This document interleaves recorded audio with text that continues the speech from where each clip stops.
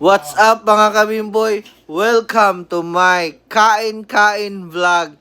First episode po ito guys. So, samahan nyo kami tikman ang kanilang Vietnamese food dito sa Kapinpin. Located po siya sa Lugait, Misamis Oriental, sa taas ng 7-Eleven. So, dito na kami sa loob. Overlooking yung place, maganda. Ito yung mga nasa menu nila. So, kung gusto nyo itong puntahan, punta na lang kayo. Tapos kayo na magbasa. Paano basahin ang mga words. So, tapos na pala kaming nag-order dyan. So, chill-chill muna. So, kasi maganda yung place, maganda yung view. Ito pala yung in-order namin. Yung alam ko dyan is yung salted pasta with salted egg. Tapos may pan.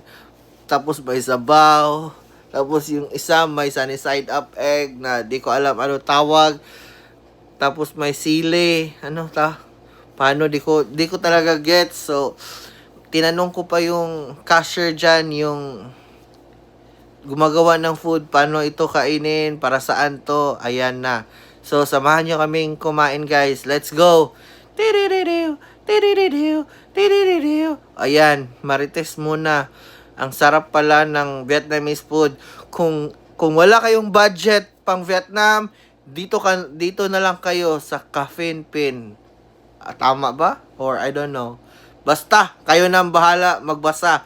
See you next vlog. Babush!